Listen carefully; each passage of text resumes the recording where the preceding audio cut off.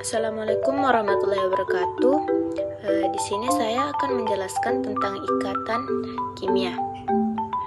Menurut Kossel dan Lewis, yang pertama, di antara atom-atom yang ada di alam hanya atom gas mulia yang stabil. Yang kedua, atom-atom yang tidak stabil cenderung bergabung dengan atom lain untuk mencapai kestabilan. Dan yang ketiga, atom-atom tersebut berikatan mengikati konfigurasi elektron gas mulia terdekat. Aturan oktet dan duplet. Aturan oktet cenderung untuk memperoleh kehilangan atau berbagi elektron hingga memiliki 8 elektron di kulit terluarnya. Sedangkan aturan duplet cenderung memiliki 2 elektron valensi di kulit terluarnya seperti konfigurasi helium. Jenis-jenis ikatan kimia. Yang pertama ikatan ionik. Adanya serah terima elektron antara atom logam positif dan non-logam negatif. Gerak elektrostatis adalah gaya tarik-menarik antara kedua ion yang berbeda muatan. Ikatan ion ini berada di antara unsur logam adalah 1A, 3A kecuali hidrogen, berilium, boron, dan golongan B. Unsur non-logam adalah umumnya golongan 4A hingga 7A. Contoh natrium dan klorin. Natrium yang mempunyai 1 elektron di kulit terluar akan lebih mudah melepaskan 1 elektronnya dibanding harus menangkap 7 elektron untuk membentuk kestabilan. Sementara atom klorin memiliki 7 elektron di kulit terluar, sehingga demi mencapai kestabilan agar sesuai dengan kaidah oktet, klorin akan menangkap 1 elektron. Jadi pada pembentukan ikatan ion ini terjadi transfer elektron oleh natrium kepada klorin, sehingga atom natrium membentuk ion natrium yang bermuatan positif karena melepas 1 elektron, dan klorin membentuk ion klorida yang bermuatan negatif karena menangkap 1 elektron. Di antara ion natrium dan ion klorida terdapat gaya elektrostatik yang cukup kuat, mengikat mereka agar selalu bersama membentuk senyawa ionik natrium klorida. Sifat senyawa ionik. Yang pertama, titik didih dan titik lelehnya tinggi. Kedua, keras tetapi mudah patah. Ketiga, pengantar panas yang baik. Keempat, lelehan maupun lurutannya dapat mengantarkan listrik. Kelima, pada suhu kamar berwujud padat. Keenam, mudah larut dalam air dan tidak larut dalam pelarut organik, misalnya alkohol, eter, dan benzena. Yang kedua, ikatan kovalen. Ikatan yang terjadi karena pemakaian pasangan elektron secara bersama-sama oleh 2 atom yang berikatan. Ikatan ketidakmampuan salah satu atom yang akan berikatan untuk melepaskan elektron, saling tumpang tindih. Ikatan yang terjadi antara non-logam dan non-logam. Hidrogen memiliki nomor atom 1 yang berarti jumlah proton dan elektronnya masing-masing adalah 1, maka 1 elektron pada kulit pertama ini sangat tidak stabil dan tidak memenuhi kaidah duplet. Jadi untuk mencapai kestabilan memerlukan elektron dari atom yang lain, misalnya atom hidrogen. Sama halnya dengan hidrogen pertama, hidrogen yang kedua juga butuh elektron, sehingga elektron tidak akan diberikan atau ditransfer dari atom yang satu ke atom yang lain, tetapi dipakai secara bersama-sama.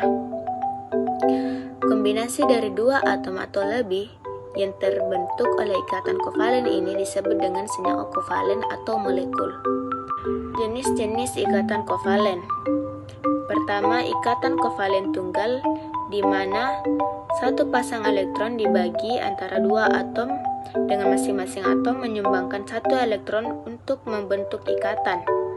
Yang kedua, ikatan kovalen rangkap 2, terbentuk antara 2 atom ketika masing-masing atom menyumbangkan 2 elektron untuk berbagi, menghasilkan 2 pasang elektron ikatan yang dipertukarkan untuk mencapai kestabilan. Yang ketiga, ikatan kovalen rangkap 3, ikatan kimia antara 2 atom yang berbagi 3 pasang elektron, sehingga membentuk ikatan kovalen yang lebih kuat dan lebih pendek dari ikatan tunggal dan ganda. Yang Yang terakhir, ikatan koordinasi, ikatan kimia di mana pasangan elektron yang digunakan bersama hanya berasal dari salah satu atom yang berikatan. Jenis-jenis ikatan kovalen berdasarkan kepolaran. Senyawa kovalen polar memiliki beda keelektronegatifan. Momen dipol lebih besar dari 0, bentuk molekul asimetris, sedangkan senyawa kovalen non-polar beda keelektronegatifan sama dengan 0, momen dipol sama dengan 0, bentuk molekul simetris. Sifat senyawa kovalen: 1. Dapat mengantarkan listrik pada polar, tidak dapat mengantarkan listrik pada non-polar. Titik didih dan titik lele relatif rendah dari senyawa ion. Mudah larut dalam pelarut nonpolar, mudah menguap, membentuk struktur sederhana. Ikatan yang ketiga yaitu ikatan logam. Ikatan logam adalah atom-atom logam cenderung melepaskan elektron valensi untuk membentuk ion positif atau kation. Namun dalam ikatan logam, elektron-elektron tersebut tidak dilepaskan ke atom lain.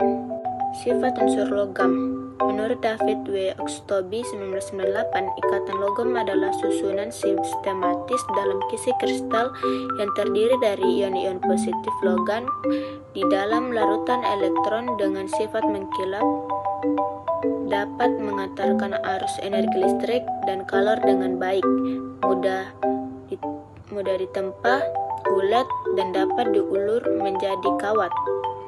Yang kedua, ikatan logam terjadi pada logam murni atau hanya satu jenis logam ataupun logam paduan yang terdiri dari beberapa jenis atom logam. Ikatan antara atom tersebut berbentuk padat. Yang ketiga, kekuatan ikatan logam. Jari-jari atom, semakin besar jari-jari atom menyebabkan ikatan logam semakin lemah. Jumlah elektron valensi semakin banyak, elektron valensinya ikatan logam semakin kuat. Yang keempat, konektivitas termal. Kelima, kelenturan. Keenam, sifat mengkilap. Ketujuh, sifat fisik, yaitu titik lebur tinggi, titik didih tinggi. Ikatan terakhir adalah ikatan hidrogen. Ikatan hidrogen adalah ikatan antar molekul yang sangat polar dan mengandung atom hidrogen. Ikatan hidrogen dapat terjadi antara unsur yang sangat elektronegatif, misalnya fluorin, oksigen, dan nitrogen dengan hidrogen. Sifat-sifat ikatan hidrogen. Yang pertama, daya tarik antar molekul yang kuat namun lebih lemah dari ikatan kovalen dan ionik. Kedua, menyebabkan peningkatan titik didih. Ketiga, viskositas. Keempat, tegangan permukaan pada suatu zat.